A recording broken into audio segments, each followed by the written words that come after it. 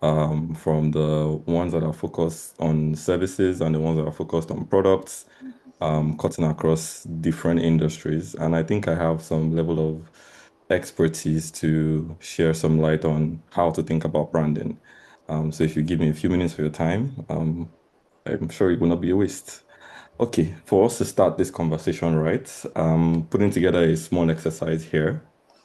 Um, it's a Thursday. It's a Thursday, and you're about to board a flight with an airline. This is your hostess, and she's welcoming you and showing you to your seats. So I would like you to take this image in this this image you're seeing of this woman. Look at everything else in the scene. Look at the outfits. Look at the seats. Look at the airline. Everything. Just take all of it in just a few seconds. All right.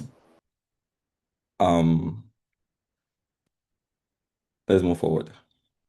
Now, on the flip side, let's look at this other hostess. It's another Thursday.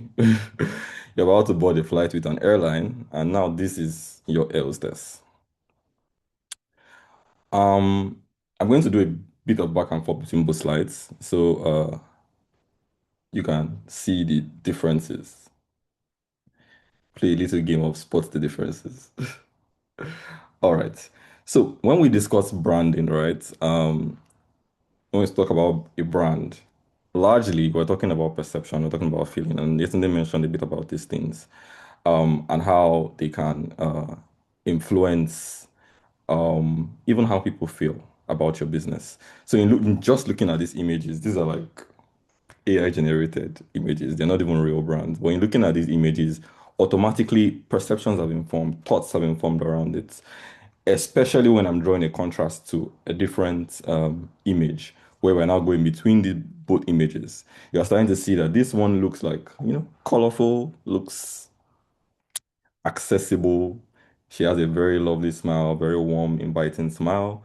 And here we have someone with a very straight face, but the entire aesthetic looks almost luxurious, very muted tones, very chill, laid back, and it almost looks like straight to business, right? And these are feelings and perceptions that you just form out of seeing things, and these things cut across several different industries, several different products and people that you even interact with. And using that to lay the foundation for what we're going to be discussing today, which is basically brands, right?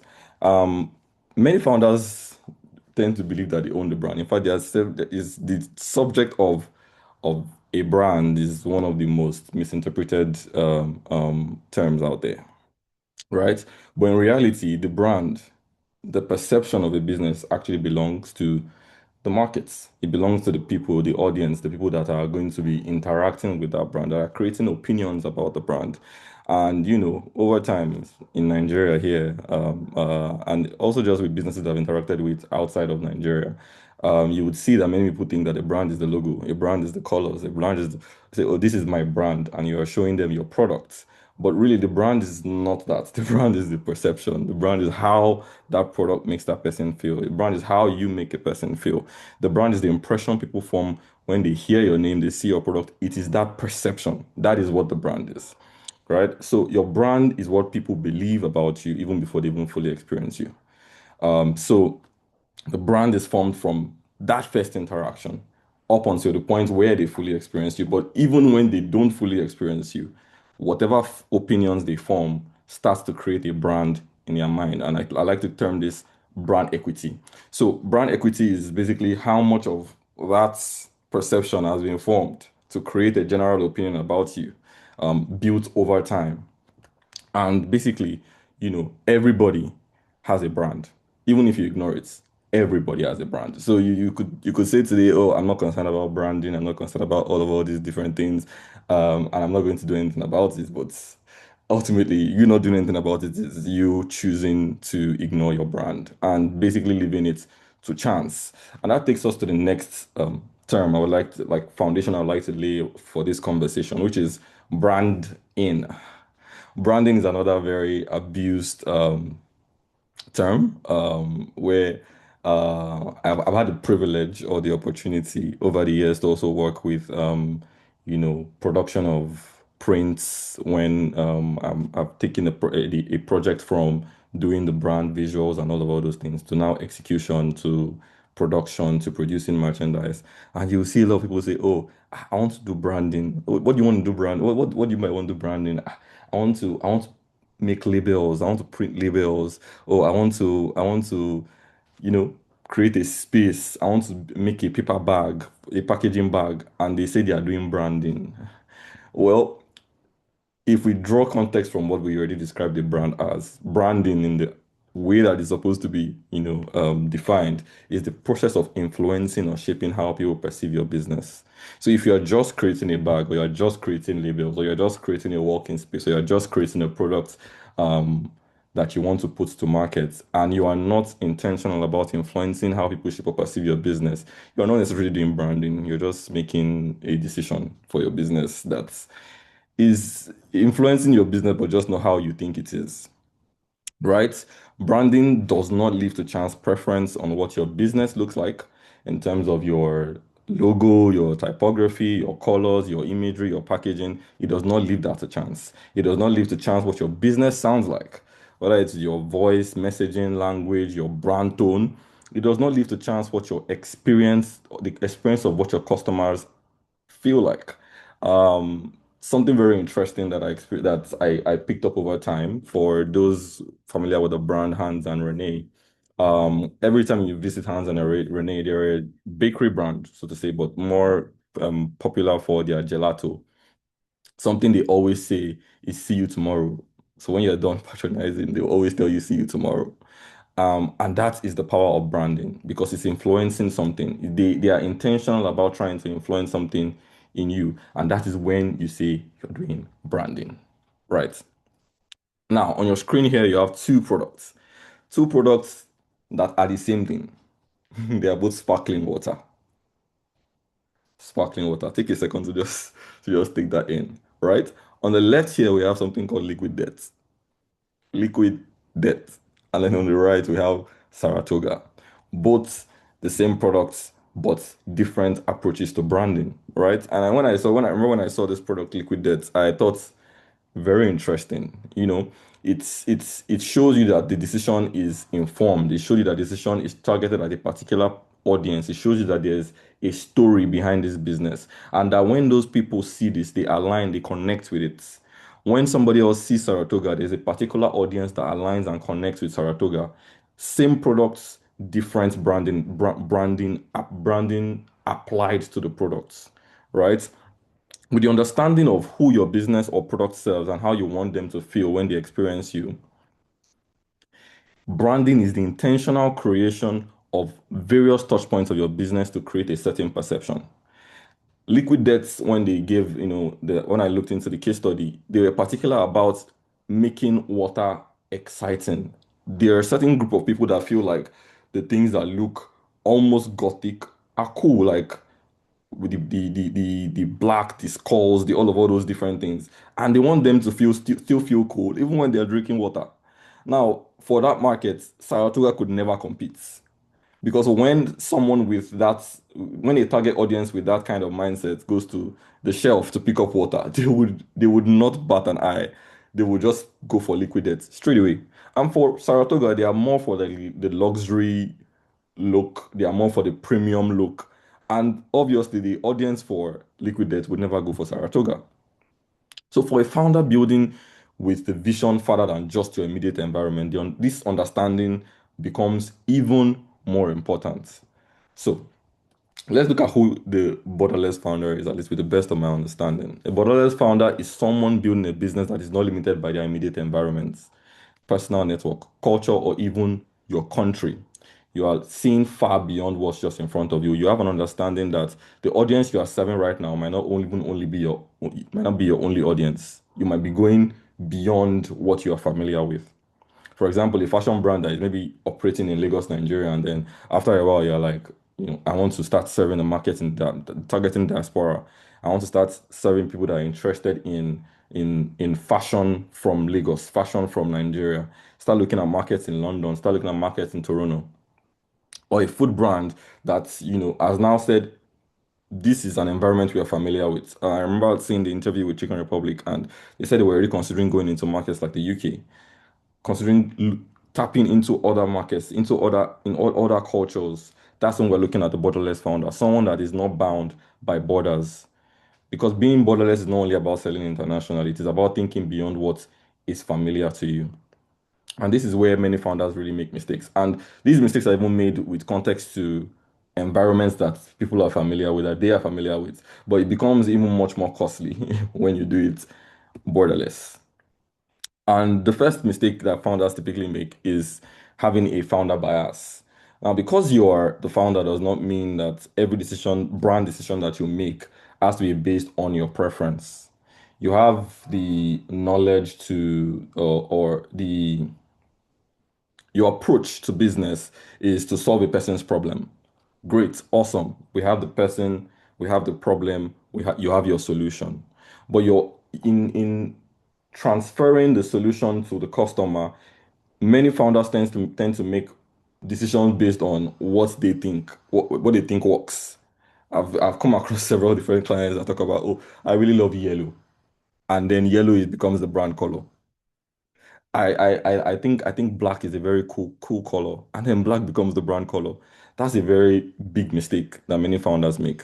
Your customers don't need to share your taste to buy from you. They need to understand, trust, and connect with your business. You start to think about your business as having its own personality.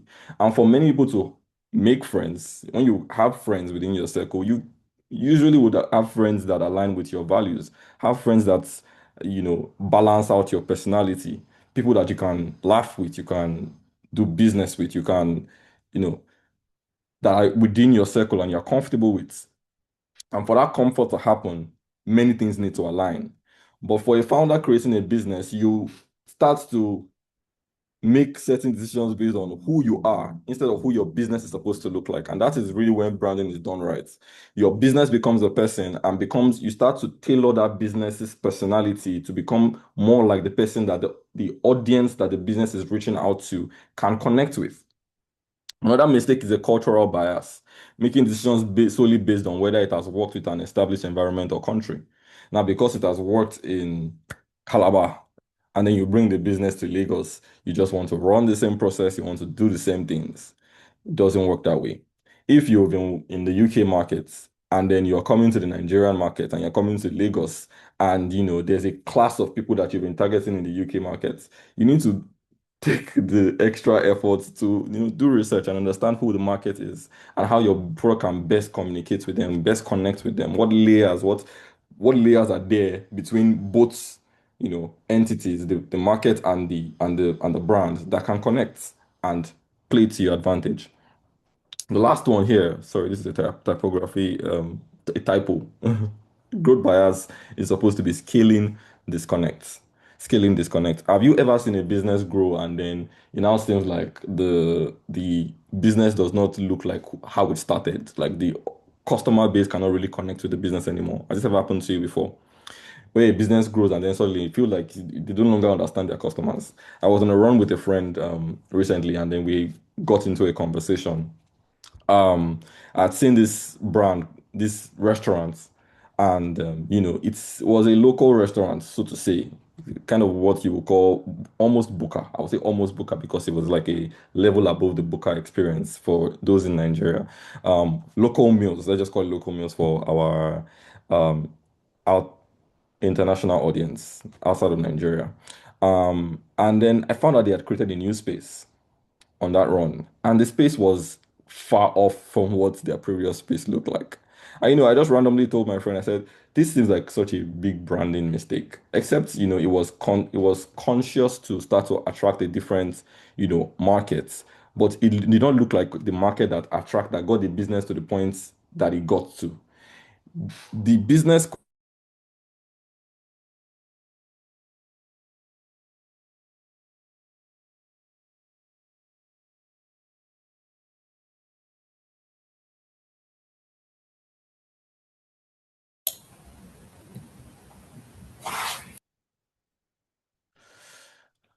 apologies. Am I back? Power Yes, got we cut we out. can hear you, but All right, your thank you. screen has stopped. sharing Oh, okay. substance 1 second. like Let me fix that.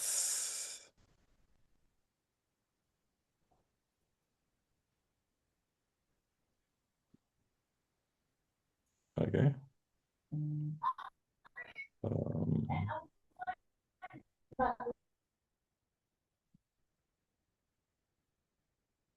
are we good now?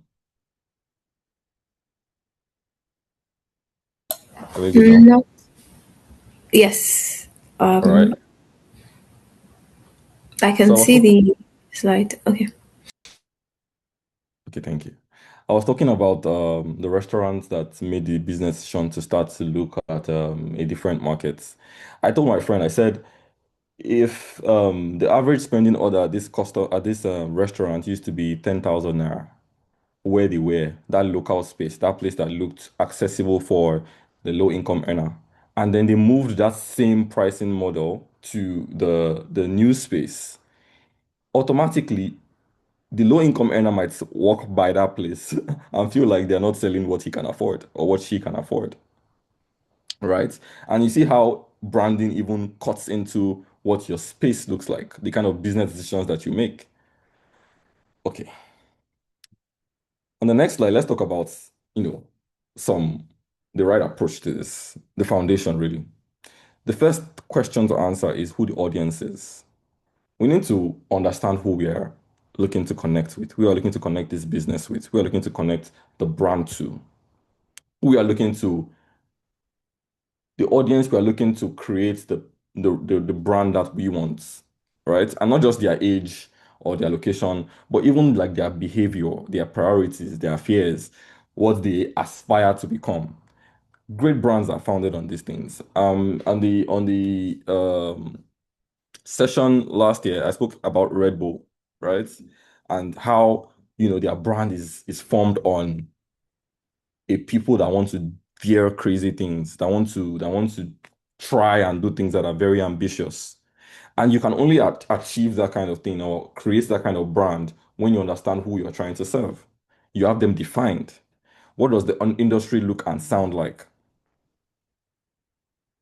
Every industry has trust signals. Every industry has certain things that are peculiar to them. Every industry has, if you look into the finance industry, you will see certain things that are common. If you look into the health industry, you see certain things that are common. Into the fashion industry, certain things are common. You need to look into all those different things. You need to look at cultural cues. When you're entering into a new space, what are the different cultural cues? What is particular about this environment? The same people that I serve, in maybe the UK markets, serve in the US markets. There are certain things that are unique to those different markets, and they are the same financial class. And those things start to vary with how you execute, how you position yourself as a brand. Make visual brand decisions intentionally and not just for aesthetics.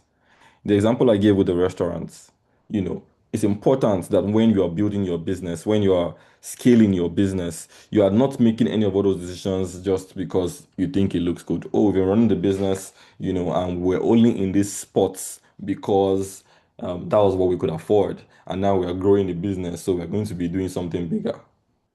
That's already like a faulty foundation because if you're going to be positioning yourself as a luxury business, you had no business being a local spot in the first place. And so sometimes because of the position that your business has started from, you feel like the decisions to make to grow will just be the decisions that come with with success or financial capacity increasing. So it's very important that when you're making visual brand decisions, it has to be intentional. It has to be that you have defined clearly who your target audience is. It has to be that you are.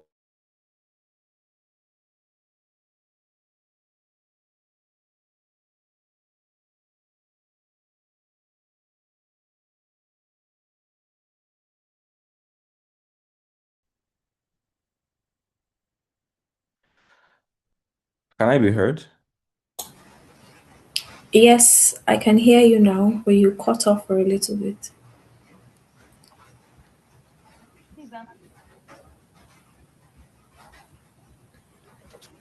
Hi, Tokba. All right. Yes, can you hear me, please? Yes, I can hear you now. Right. So yes, visual brand decisions. So in every aspect where your business can be seen visually, it's important that you're making those decisions with context to the kind of brand that you're building. The colors, the typography, the photography, the packaging, the interior design, the whatever touch point your business has, all those visual brand decisions have to be intentionally made. The best brand voice is not the most clever. It is the one that feels natural to the audience and supports the brand promise. What is the brand voice? Basically how the brand sounds. You need to take this into consideration with the kind of brand that you're building, the kind of business that you're building. What does that business sound like? Will it not be funny if you found someone like if you found someone dressed as a clown giving you a pitch? That would look very off because the branding of the clown is someone that's supposed to be making jokes and trying to make me laugh.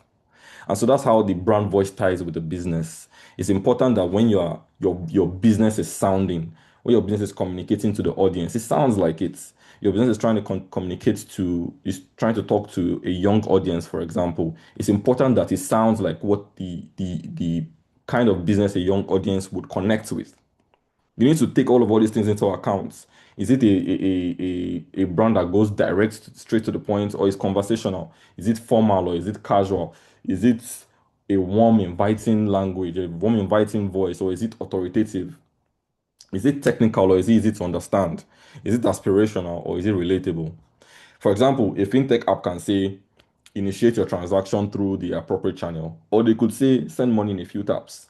Now, some of all these decisions can be made based on several different things, but from a brand perspective, it's important that you're making the decision for how your business sounds because you are branding your business. You are branding the voice of how that business sounds. Both may communicate the same thing.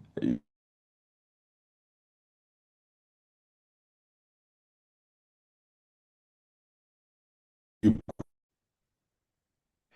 Sorry, ma'am, I'm in a meeting. I'm doing a presentation right now. Please just.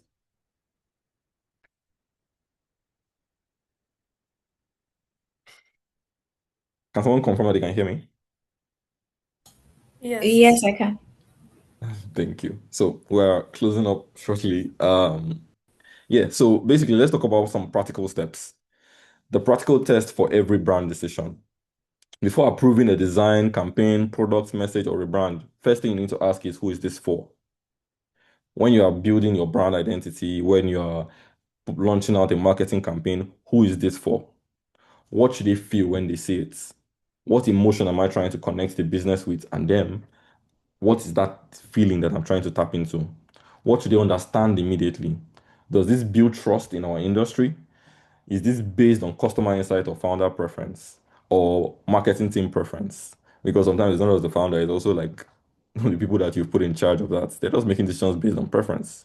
Would this still make sense if in the markets we want to grow into? So you are scaling.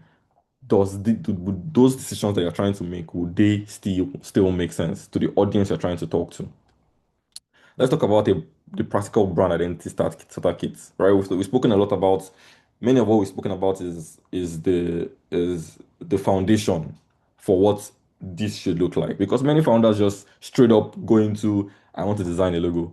Oh, I'm starting out a business, and this is the name of the business. Earlier we are talking about how you need to ensure that when you're naming your business, you know that the name is available, and when you register, it's not going to be a problem. This is another aspect to consider before going forward with it. You've picked out a name, you've confirmed that it's available. Another thing to check off your checklist is to ensure that, the business team you are the business team you're picking for your business or for your brand actually connects with the audience you're trying to reach out to. Or there's an interesting story or something that you would use as a tool to create a strong brand in that business name. And the first thing here is a brand strategy. Brand strategy is a very big term because it can cover so much. We've we identified we've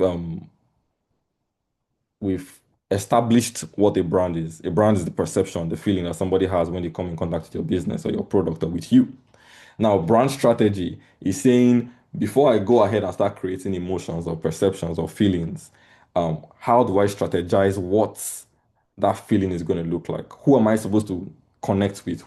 How am I supposed to sound like to ensure that I'm evoking the right emotions? That's basically what brand strategy is. And it can cut across your visual, it can cut across your tone, your voice. That's why you see businesses that you see strong brands that they have very strong and powerful taglines. For example, Nike's Do It. That's backed by a very strong brand strategy. You have very strong brand voices like Netflix. When you open it and you hear the tudum, that's very strong because when you hear that sound, you know that anywhere you hear it, it is Netflix, right? So this is what brand strategy is. And brand strategy applies to your brand identity. It applies to everything that you're supposed to do. What are your brand identity? Your brand identity are basically a set of assets that they don't just represent your business, but they influence a perception about it. So your logo, your typography, your colors, all those things are your brand identity. Now let's talk a bit about the logo. The logo is another subject that over the years I've just seen many founders, many business owners, misconstrue. Your logo is your business identifier. It's a symbol that represents your business. And that is really the foundation for what your logo is. Several different things can rest on it, but they only make sense if it works. I find business owners that want to use their logo as a marketing tool. You have the logo, and then maybe you're in a car wash business, and then you want the logo to say exactly what you are doing. I want someone to see my logo and know exactly what I'm doing.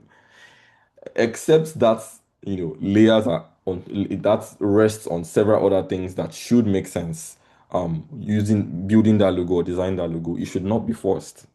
I remember talking last year about the Nagio Wild logo, where I said the logo is just a box. Literally a box, just a yellow box, and that is the logo. But it's very powerful, and today they've utilized that across several different touch points, and it has been functional. And that's one of the important things that your logo should do for you. It has to be very functional. You have had to have considered several different things about the business, about the brand, where it's going to be expressed, the place is going to be expressed, and make sure that that logo makes sense. It scales across board. You are moving from a digital touch point to a physical touch point, and the logo still makes sense. The brand designer has taken into account where you are at the moment and where your business is growing to, and everywhere that you're applying that logo, and it makes sense. That is what a good and strong logo should be. Then your logo should be consistent, and consistency is really something that also makes a brand strong generally, whether it be your colors, your typography, or the identity itself, the logo identity itself. It's important that it has to be consistent, because without consistency in how you sound, without consistency in how you look, you're not even building a brand. The brand you're building is a very confused and conflicted brand. Because if today I came to you and I was all smiley, warm, and receptive, and tomorrow you came to meet me and I'm very hostile, you start to consider, who is this guy really? It doesn't seem like a person that is stable. Let's take the example of the air hostesses that I shared earlier. Imagine you patronized an airline, the same airline, and the first day they looked out like the first air hostess, second day they look like the second air hostess. It starts to feel very confusing, like you're in two different places.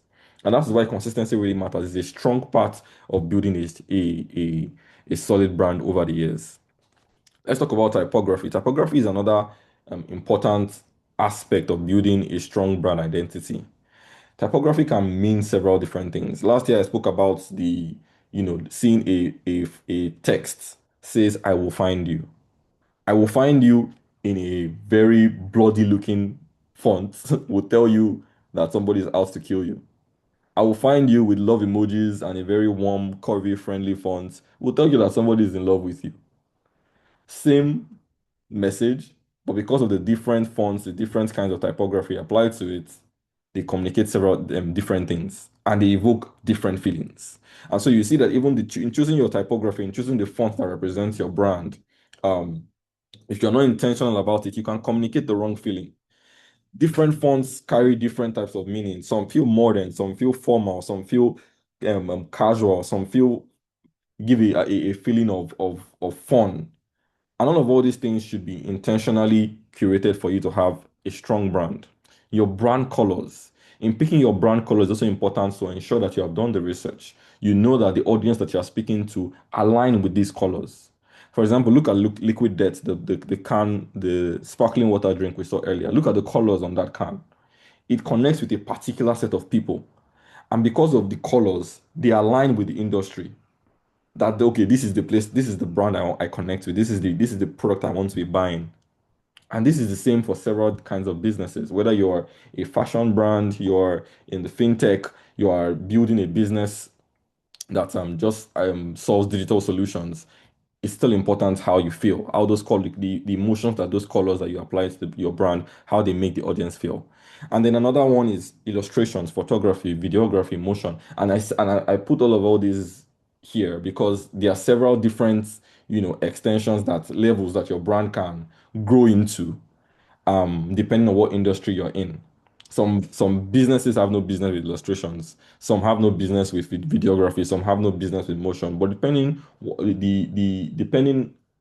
on the one you are going for, based on what kind of product or service you're offering, the rule still applies. That you're making those decisions with how your brand identity looks and feels based on how you want the audience to feel.